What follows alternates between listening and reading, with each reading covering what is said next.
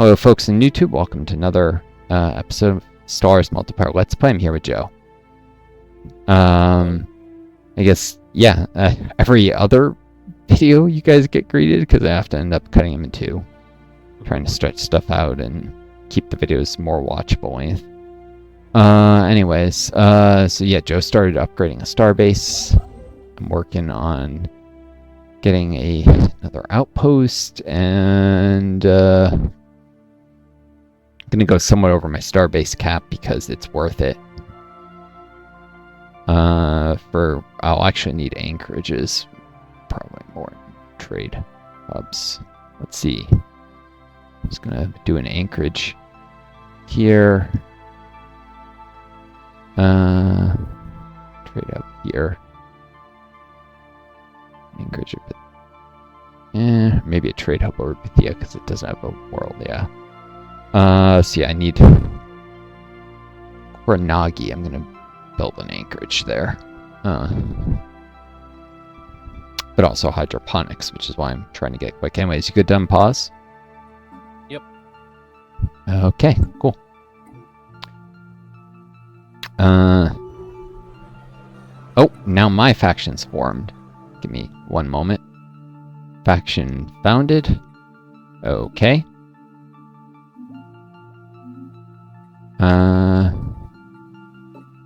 Probably Xenophile. Why are my authoritarians at 100% happiness? Oh, because stratified is effectively 30%. They can either like you plus 10 or hate you minus 20.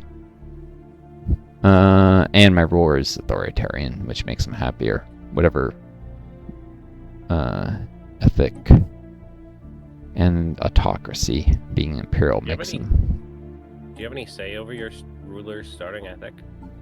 Or is it just random? I think it's random. Oh.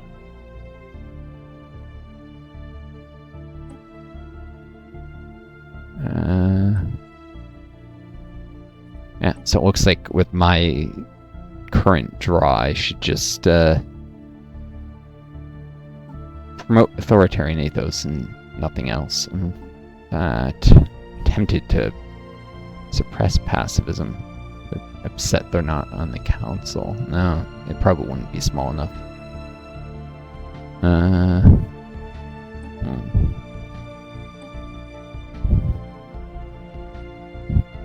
They currently have 37% political power, but expect it to be 15. So maybe when they get closer to 15, I'll start suppressing them to get them even smaller.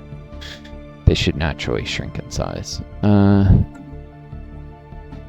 Yeah, my political situation is a little worse because I've rolled nothing but authoritarians for my council. Oh, yeah.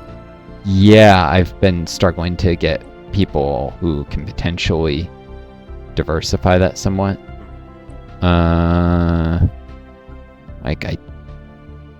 Even the guy I just hired, they're like, everyone's an authoritarian. It's incredibly noxious.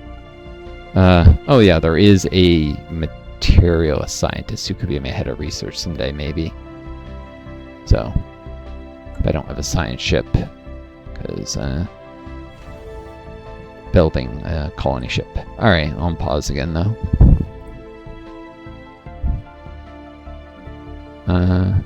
Whoa. Hold on. Oh, with my factions, I got a big reduction in crime because my pops are happier. Time to reduce my enforcer count. Give me a moment. Oh, wait. Crime just increased. It must have...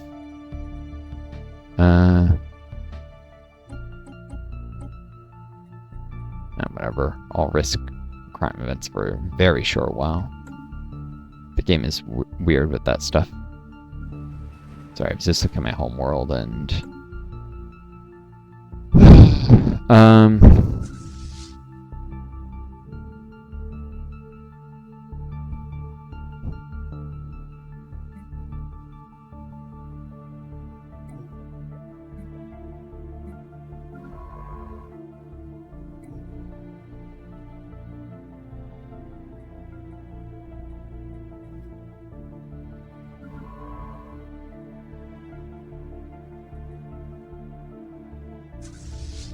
I don't have Unity for another command. Hmm?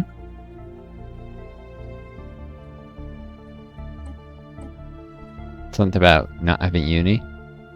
Yeah, I made another scout Corvette, but I can't afford to hire a leader for him yet.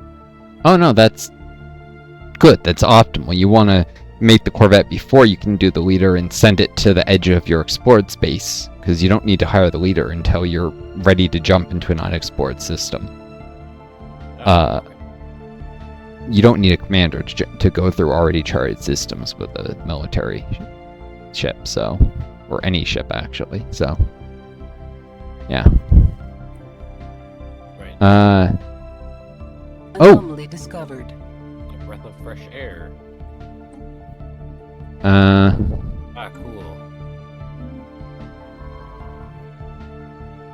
I'll come back to later. Joe, how long until you finish your luxury housing unit on your new colony?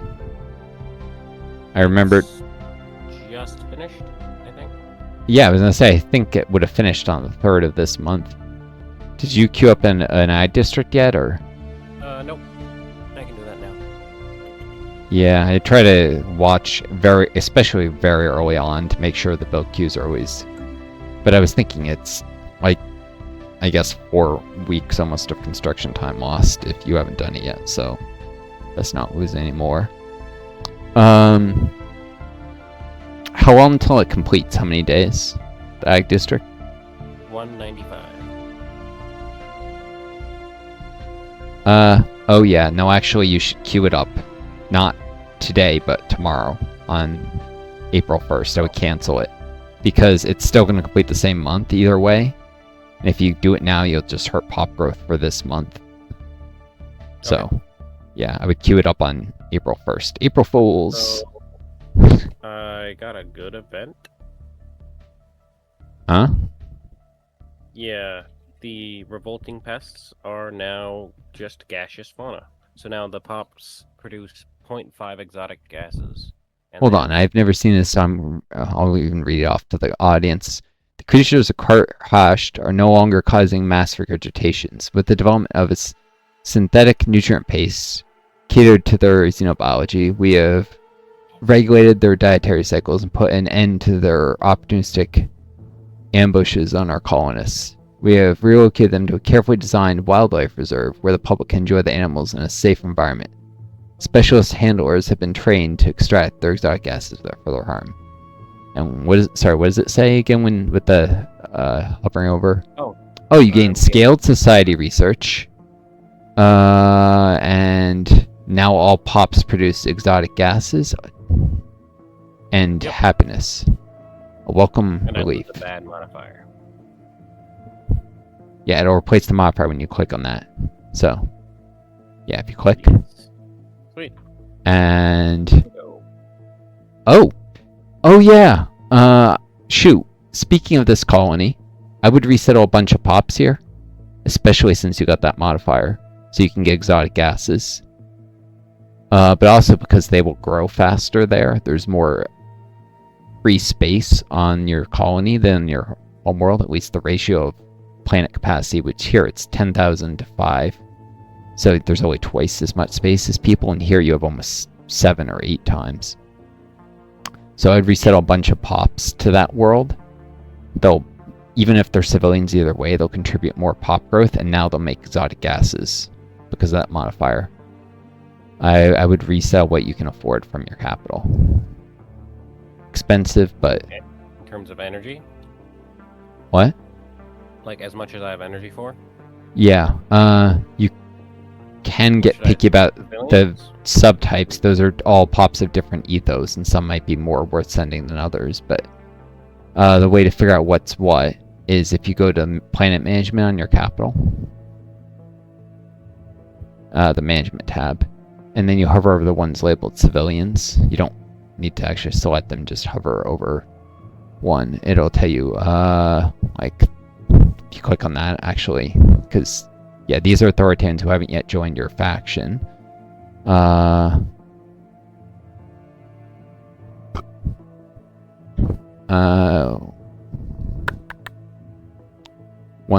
What about the Barkwood civilians that have 202 pops? Passive. So those are all ones who haven't. You should find other civilians that have already joined a faction. People who join factions over? Yeah, they because they're a little happier if they're of the right ethos anyways. Specifically, what was it? Your Xenophiles are your happiest faction, so you'd want to send over Xenophiles who are in a faction if possible. I thought it was the past. Oh no, you're right. It is Xenophiles. Mostly because stability. Well, because I'm assuming you're gonna. Well, you're probably not gonna have that many opportunities for special. You don't need. I was thinking metallurgists, but you're gonna. You're trading for. You're trading food, so actually they'll probably be farmers. So actually, I guess it doesn't matter. I was thinking if you're gonna promote pops as specialists, you want specialists who are happier. Plus, most of them aren't in a faction anyway, so I would just not worry. Just send over a bunch until you run out of energy. Just all my civilians, basically? Yeah, a lot of them. I mean, you're going to build a monument, so you don't want to send all, because you have a monument in your capital, but not. What, should I ship over workers then instead?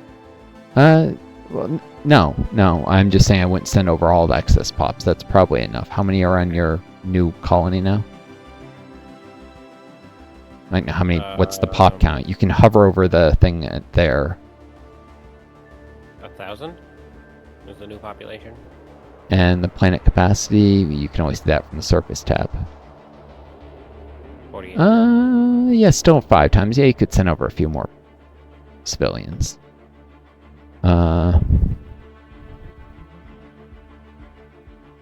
One of the things is if you send over a group that's got less than 100, that would be sending them to the homeworld instead from.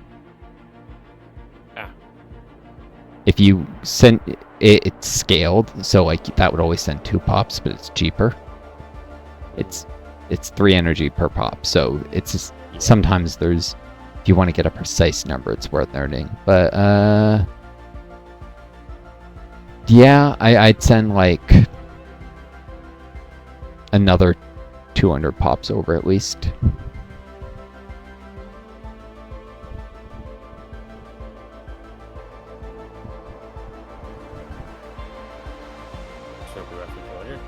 Yeah. Yep. 1.2k. Alright. Cool. And to actually update the pop counts and stuff and the stability, you're going to want to do something like unprioritize and reprioritize the minor jobs or adjust the number up and down. I see. Yeah, because they produce minis and yeah, all pops produce exotic gases, it said, right? What was it? All pops produce 0.05 exotic gases? 0.5 per 100. So you should be getting 6 exotic gases a month now. Yep. Just about. Yep. Nice. That's really valuable to start with. I want to give you early access to exotic gases, which allow you to buy and sell even more in your internal market. Oh, are you... hold on. How long to... What are you building on the capital right now? Xenobiology lab and then the culture site. How long do you have the celebrating diversity modifier? You can see that in the upper left. It's an empire modifier. If you click on in the upper left of your screen, or if you click on it next to your empire capital thing, you just need to click on your flag somewhere. And now if you hover over celebrating diversity, 6 more years. When that expires, you can run it again and get more unity. That's what I was wondering. Okay. That'll make your Xenophile faction larger, which is your happiest faction, so you definitely want to do that. Make for higher stability, higher faction unity. And of course you get the lump sum of unity from the thing, so. Cool. Some of them aren't preserved or conserved. It's a bug. They should all be conserved, but it does save you a little food, I guess. Speaking of which, you can cancel the 2 pie chart things, like at the top of your screen, next to the MIA. Oh. Yeah, just so that those alerts are not, like, confusing you, make it harder to notice new stuff. Or if I'm looking at later. Okay. Alright, anyways, I'll stop watching for now. Save Glad to bandwidth. have some actual unity now that I've got factions. Yeah, and when you finish the monument, the civilians in your capital will produce even more unity than they currently do. Should I build a planetary administration now? Not when you need a farm still. What? I should start on that agriculture district then. Sorry. Yeah. Tomorrow, on the April 1st. So that you don't hurt pop growth, because the construction site will hurt pop growth. So I would start on April 1st. Because I think it's like 6.5 months or something to finish an ag district for you. Yep. Yeah. So now you can do it, and you got a month where it didn't hurt pop growth because there's no construction site yet. Colonial remains. Yeah, that. Oh, yeah, I just settled a new planet. Yeah, your first 2 worlds settled, or maybe it's just your guaranteed habitables. Get that, which is nice. Yeah. Pretty cool.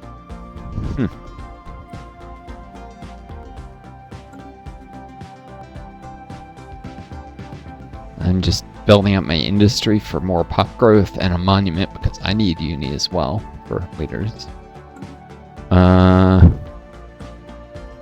Got these scientists to hire, probably. Scientists mainly. Construction complete. Oh, I can hire a commander. Do I want to though? I'm gonna throttle my unity game back down again. I'm really hurting for unity.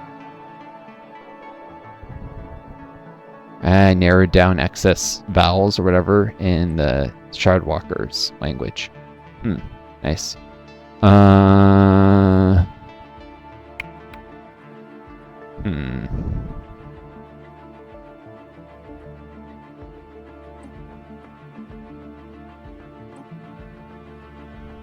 Hold on.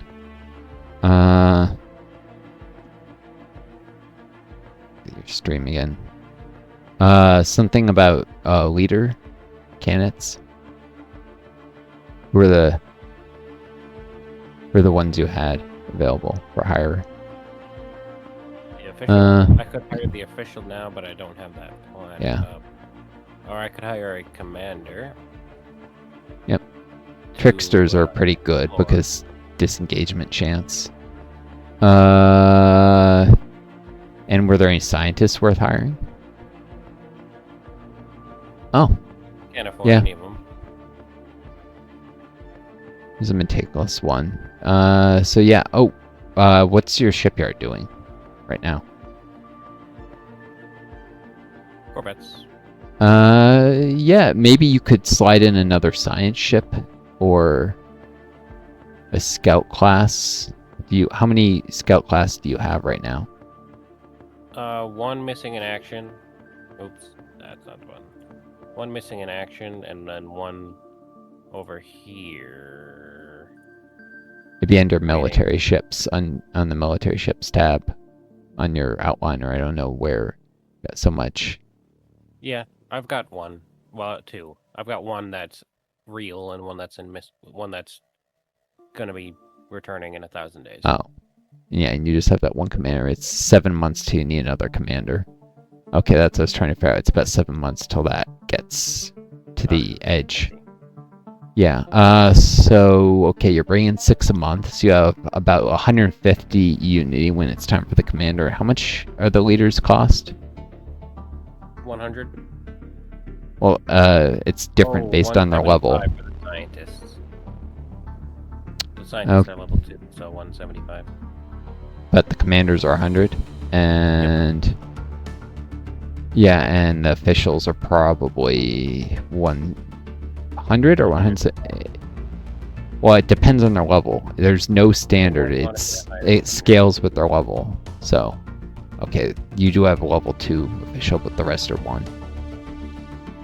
Yeah, I guess you need to save up for first a commander once you need it in 7 months, and then an official or scientist or something. So yeah. Okay. Yeah, you're still hurting for uni. But yeah, since you were asking, I'd take a look. Should I queue up another Alright. starport? Should I queue up another starport? If you have the starbase, yeah. If you have the alloys, I would build them very aggressively, especially because you can get a council position that gives extra trade value from trade hubs. Oh yeah.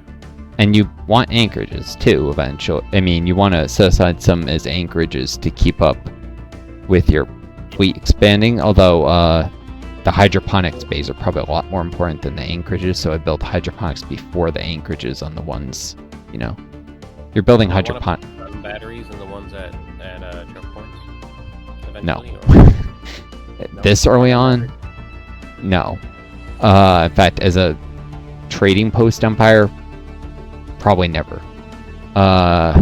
Because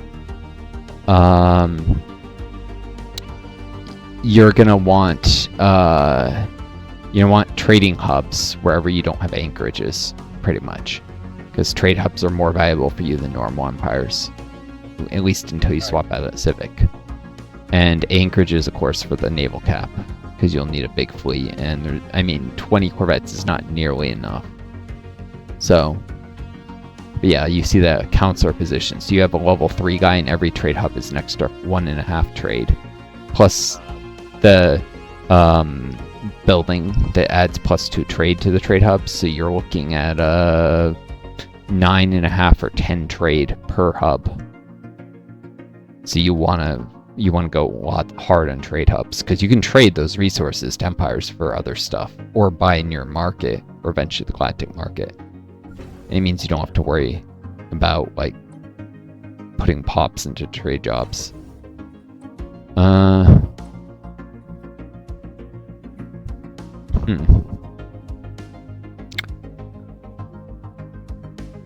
Alright. I'll pause again.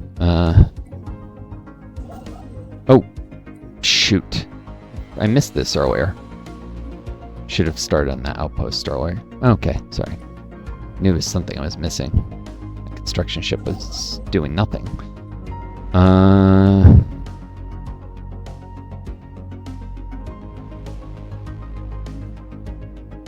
Cool.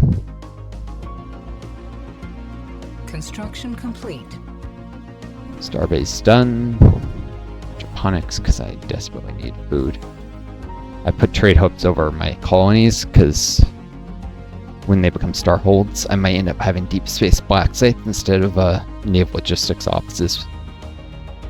And anchorages have a base 4 naval cap, whereas trade hubs have base 6 trade, so they increase in value by 1/3 with their building that boosts them, whereas anchorages are 50% better, so it's more crippling to anchorages to not have a naval logistics office.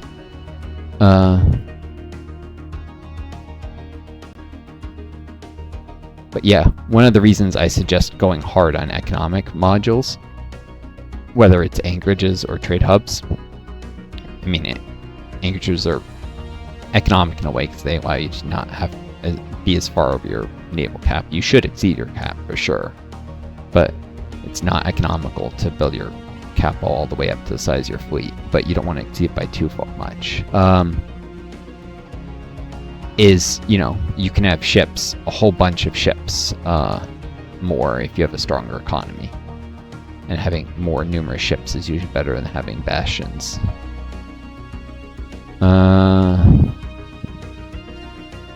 Yep. Starting to get a deficit of consumer goods. Do you have like your civilian industries disabled, or? Nope. So you're running all available artisan jobs, and you're somehow, how are you running a deficit? I'm not running a deficit, and I should have much higher demand than you, because my pops are growing faster. Jobs, 28. Pops, 17.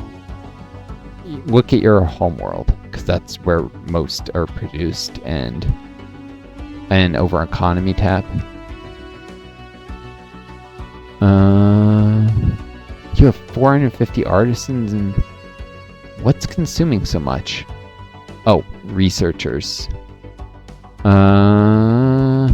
You have 100 physicists? Hmm. Should I fire some of them? Oh, my physics research is so trash, though. Your physics research is what? Trash. It's 20. Well, I- compared to my society. I mean, you're not even doing something that's gonna have an immediate benefit with the physics. It's gonna take. I mean, you probably don't even want the field dynamics stuff for quite a while. I would just disable the physicists to save consumer goods, like all of them. You still have a base physics output. It's not cost effective this early on to run researchers. You're much better off with like hard resource production early, and then you can run more researchers later when you have a bigger empire. Yeah, it'll take a month to update, but even if it delays, Field Dynamics Center is not worth building. That's just so you can lock in the tech and eventually get the tech that it's a prereq for later. It's not worth building this early on at all. So, yeah, I would just disable the physicists, and if you go over your capital, because you may have unemployed specialists now. If you... Oh, did you just add some buildings? Because it looks like you only have 14 roars. What did you just finish at the capital? Biological lab? Oh, what's in your build queue? Oh, that's the monument, right? Corporate culture. Okay, so you were still in your grace period. So what you actually effectively did is you shifted physicists into archaeoengineers, which is good because archaeoengineers produce artifacts. They're more valuable. Cool. Oh, yeah.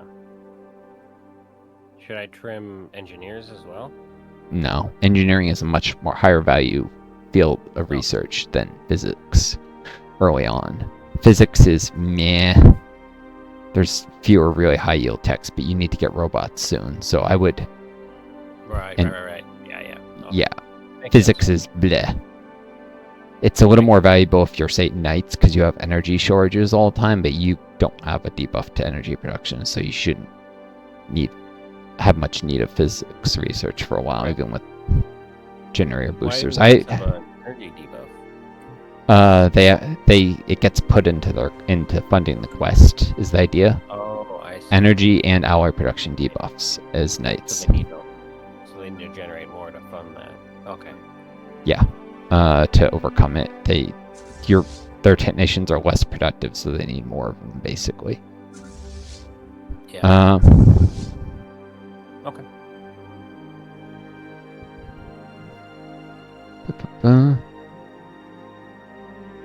It's fixing something with a ship moving around. Making sure another ship's not gonna. Cool. Ooh. A lot of gases. 7.5.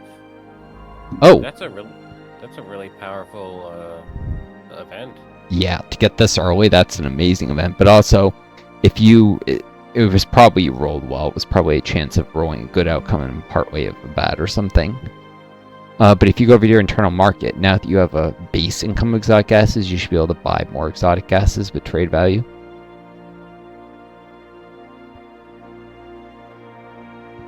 Yeah. I would.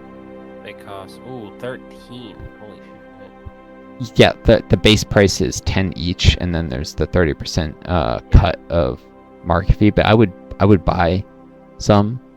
I would start buying them at least periodically when they're at. Exotic gases trade real strategic resources are worth a ton to other empires this early because you have early access. So I would buy more than that of exotic gases. Like at least up to 1.4 price. Keep it at there because the higher the price, the quicker it decays. I'm pretty sure. There. And some food. I'd buy some food since you can trade that to the Fallen Empire for alloys very cheaply. So I would try and stock up on food and exotic gases. Those also trade to normal empires at great prices. You probably don't need to buy alloys since you're getting so much from the Fallen Empire. Though I'd probably buy a few minerals. So that you can run farmers instead of miners. To some degree.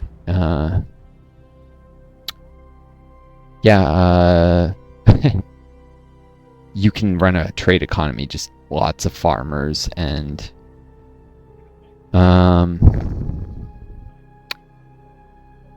trade the food for your alloys. Because sorry, I was trying to go over the Fallen Empire. What? Would they want exotic gases? Oh, is that the hive mind there? Yeah. No. Fallen Empires usually don't like strategic resources very well. Although, compared to food anyways. I would trade them food, but normal empires will really love the strategic resources. So, Alright. it's because they have Fallen Empire buildings that produce strategic resources very cheaply. So, if anything, they're often a good source for some strategic resources. Fallen Empires. But normal empires, especially this early, have trouble producing strategic resources, so they'll pay dearly. You can set up like a 30-year deal of like exotic gases for energy or minerals. And I would trade food and exotic gases for a lot of your energy and minerals and consumer goods even. Sometimes consumer goods are often pricey to buy this early on, so you might have to produce them, but like other empires won't usually trade you consumer goods very profitably. But you can probably get a lot of your energy and minerals through trade. What? Nothing. Yeah. Just saying. Yeah. Oh yeah, the Fallen Empire will probably also give you a very good deal on food for energy. In fact, actually, yeah, that's something I would check out now. I don't have any surplus food. Would I want to sell a deficit? You're about to finish a farming district, so yeah, you could do a long-term deal. Oh. You can trade out of your stockpile if it's large enough. Oh, okay. And you probably want to do another farm after, so I would try like 15 food a month for energy. Or you can only do 8. Or actually, there's a way to set more. If you set down to 10 years, and then you can set it up to a higher number, and then you can drag it. This will cause you to run a substantial deficit, but since you're about to increase production, that's fine. You have the stockpile to maintain it. Whew. That's an amazing deal on food for energy. Though you could probably squeeze in a few more alloys out of them too while you're at it. Like, you probably don't need that much energy after all. Like 4 alloys or something, and just a little less 7, you know, and just a small number is what I'm saying. Yeah.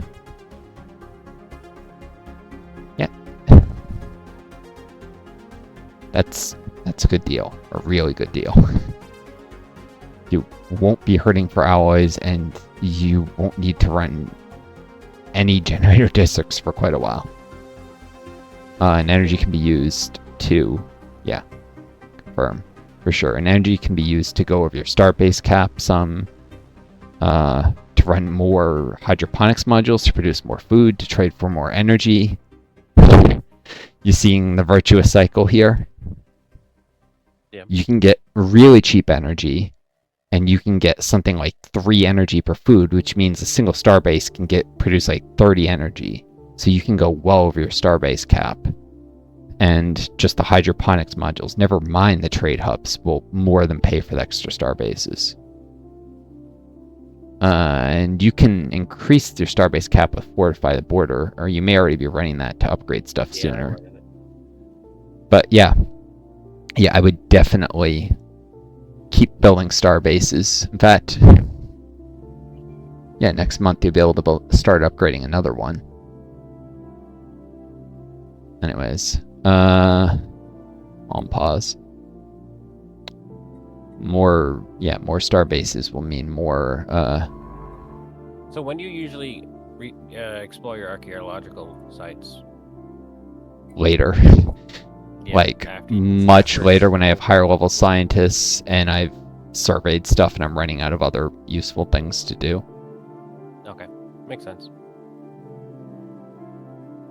Because you do your anomalies right away, right? No. Sometimes the lower level ones. I often put off everything to survey and meet new empires.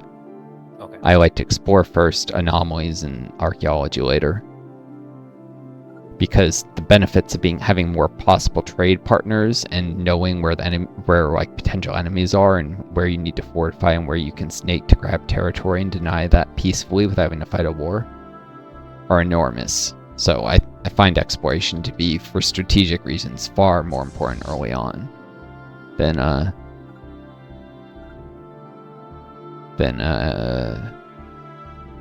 running the anomalies. What? Than archaeological digs and anomalies. Yeah. Keep in mind, things that give you like society research don't actually give you society research. They give you stored research, which slowly bleeds into new techs. So, in fact, if you hover over society, you probably have some stored society right now. It should be on the... you can see it there. That's how much is getting contributed. But I mean, if you click the thing in the on the top of your screen next to influence, I'm not talking about any of this. So in that, and now if you hover over society, you can see you have 2243 stored society, which 84 of that a month will exit the storage and get used to double your society rate. Is how that works. Oh. So you have absolutely no reason to do anything that gives you just like society from anomalies for like another whatever number of months. It won't help you. Until you actually run out of your storage. Yes. Okay. Sometimes it can be worth not looking at anomaly outcomes right away, because if you're going to increase your production of that like research type and you have a bunch of stored research, or you're doing a tech that doesn't matter if you get sooner for a while. So there are reasons to wait. Like if you're working on a new xenobiology lab, which your Carthage, I'll call it Carthage. Quart hash, that basically means Carthage. If you go over to Carthage, to the world, yeah, it's got a modifier that gives extra society, right? From docile fauna. Yeah. So after, I'd probably do another ag district after this, but you could probably do a xenobiology lab in one of your like generic build slots. In a while, I would probably do a second ag district before it, but yeah, you could get decent yields because of that, and you need to go hard on society early as Genesis guides so that you can actually uplift pre-sapience in reasonable amounts of time. Got this one too. Yeah, that's a decent world for engineering